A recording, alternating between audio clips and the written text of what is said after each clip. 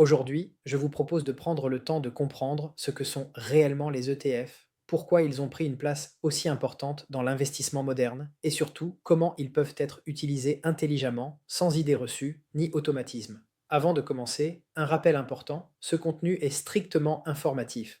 Il ne s'agit pas d'un conseil en investissement ni d'une recommandation personnalisée. Chaque situation financière est unique et mérite une analyse adaptée. Un ETF ou Exchange Traded Fund est un fonds coté en bourse. Son principe est relativement simple. Il cherche à répliquer la performance d'un indice, d'un marché, d'un secteur ou parfois d'une stratégie précise. Plutôt que de sélectionner une action après l'autre, vous investissez dans un panier d'actifs accessible via un seul produit qui se négocie comme une action. C'est cette simplicité qui explique le succès des ETF. Ils sont transparents, généralement peu chargés en frais, liquides et faciles à comprendre dans leur fonctionnement. L'un des grands intérêts des ETF est la diversification immédiate. En une seule ligne, vous pouvez être exposé à des centaines, voire des milliers d'entreprises réparties sur plusieurs pays et plusieurs secteurs. Cela permet de réduire le risque lié à une entreprise individuelle, mais attention, cela ne supprime pas le risque de marché. Si un marché baisse fortement, un ETF qui le réplique baissera aussi. Les ETF actions sont les plus connus. Ils permettent d'investir sur un pays, une zone géographique ou un grand indice mondial. Leur logique repose sur une idée simple. Sur le long terme, la croissance économique et l'innovation créent de la valeur. Cependant, il est important de comprendre que tous les marchés ne progressent pas de la même manière et surtout pas au même rythme. Certains indices peuvent mettre très longtemps à retrouver leur plus haut, parfois plusieurs décennies. C'est pour cela que l'on entend souvent dire que le DCA fonctionne sur les marchés actions,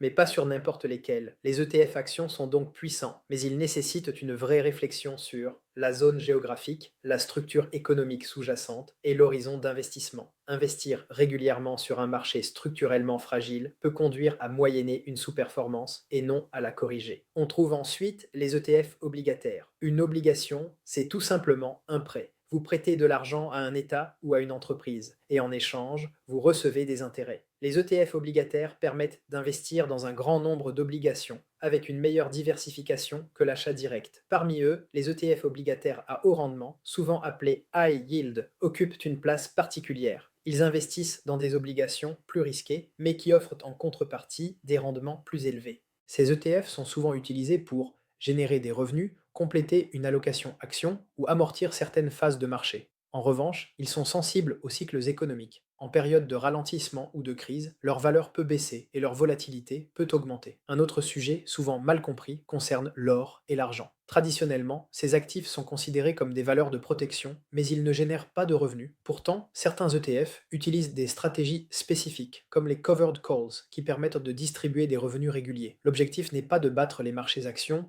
mais de diversifier le portefeuille, réduire la dépendance à un seul type d'actifs et créer des flux complémentaires. Il existe également des ETF construits autour de stratégies de revenus, comme des ETF distribuant mensuellement ou basés sur des indices technologiques, tout en cherchant à lisser la volatilité. Ces produits répondent à des objectifs précis, mais ils doivent être compris en détail avant d'être intégrés dans une allocation. Un point fondamental concerne la différence entre ETF capitalisant et ETF distributif. Un ETF capitalisant réinvestit automatiquement les gains.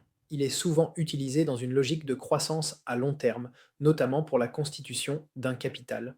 Un ETF distributif, lui, verse régulièrement des revenus. Ces revenus peuvent être mensuels, trimestriels ou annuels. Ce type d'ETF est particulièrement adapté lorsque l'objectif est de générer des flux, par exemple pour compléter un revenu existant. Mais au-delà des produits, il faut parler d'un sujet souvent sous-estimé, la psychologie de l'investisseur. Les ETF sont des outils très efficaces, mais ils ne protègent pas contre la peur, le doute, l'impatience ou les décisions prises sous l'émotion. Lors des fortes baisses, beaucoup d'investisseurs abandonnent leur stratégie, même lorsqu'elle était cohérente au départ. C'est pour cette raison que la régularité, et notamment les versements programmés, peuvent aider à limiter les décisions impulsives. Ils permettent de lisser les points d'entrée, réduire l'impact émotionnel et maintenir une discipline dans le temps. Mais là encore, ce n'est pas une solution magique. Elle doit s'inscrire dans une stratégie globale réfléchie. Enfin, il est essentiel de rappeler que les ETF ne sont pas une fin en soi. Ce sont des outils. Leur efficacité dépend des objectifs poursuivis, de l'horizon de temps, de la tolérance au risque et de la cohérence de l'ensemble du portefeuille. Sur cette chaîne Sepia Investissement, je partage régulièrement du contenu autour des placements financiers, de la psychologie et des biais cognitifs, de l'actualité économique, financière et technologique, de l'intelligence artificielle appliquée à la finance et à l'entrepreneuriat,